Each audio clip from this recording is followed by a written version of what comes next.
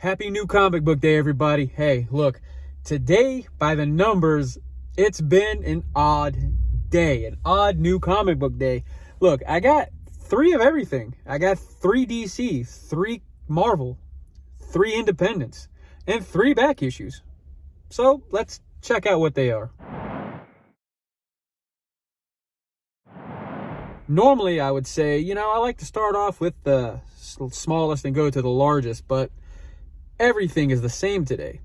So I'll do this. I'll start off with the May solicitations for Marvel. I got the Marvel preview.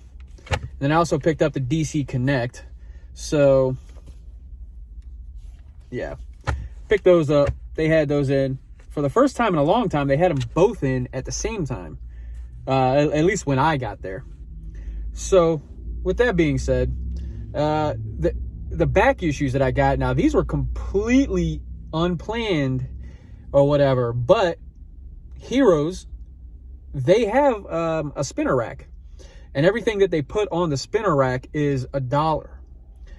And normally I don't look at the spinner rack because, the stuff they put on there is like, nothing really that great. But for some reason today I decided, with my friend Jason, we went over there and looked at it, and lo and behold, I picked up Brigade, the first issue, for $1. And what's nice is, look, they still have the card inside and everything.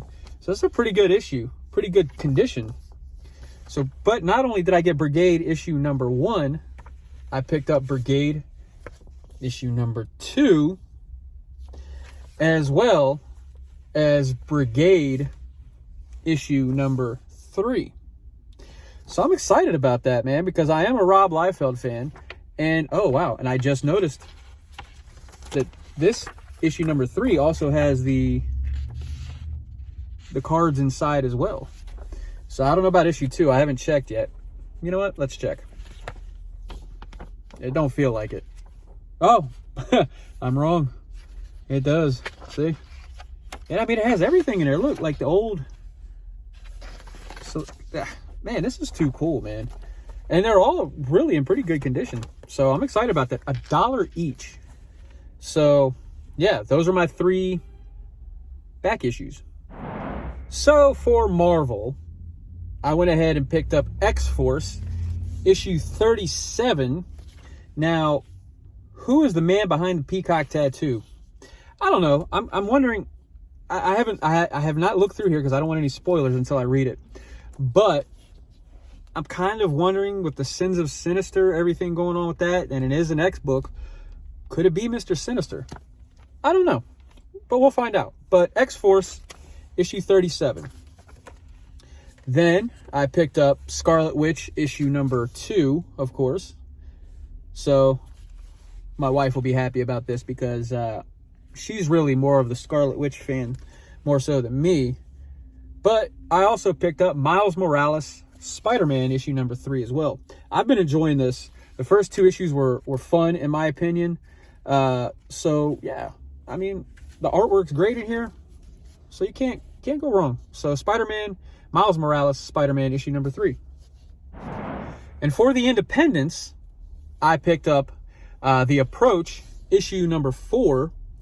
So I like this book because it's been fun, it's been interesting, but it's not overly complicated. It's a good, easy read.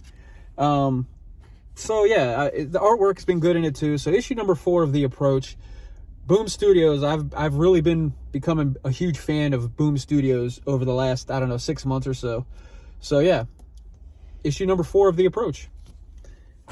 And Frank Miller presents Ancient Enemies issue number 2 of 6, and there's gonna be a 1 or 2 I don't know if they're considered tie-ins but like sub stories or whatever of this. But they're pretty thick books, as you can see.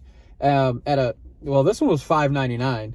I believe the first issue was like $7.99, I think it was. So, but yeah, the first book was really good. Very interesting.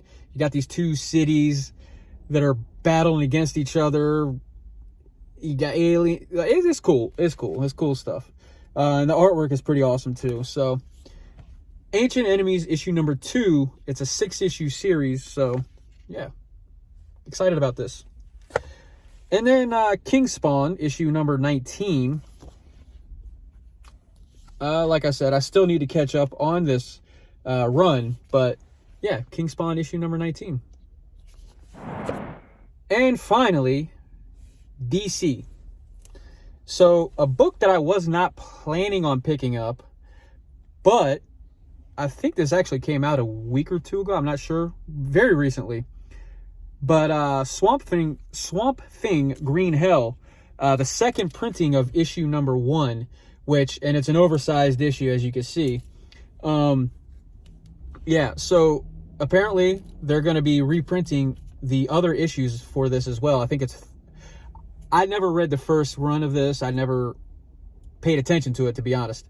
But Swamp Thing is a character that I do like.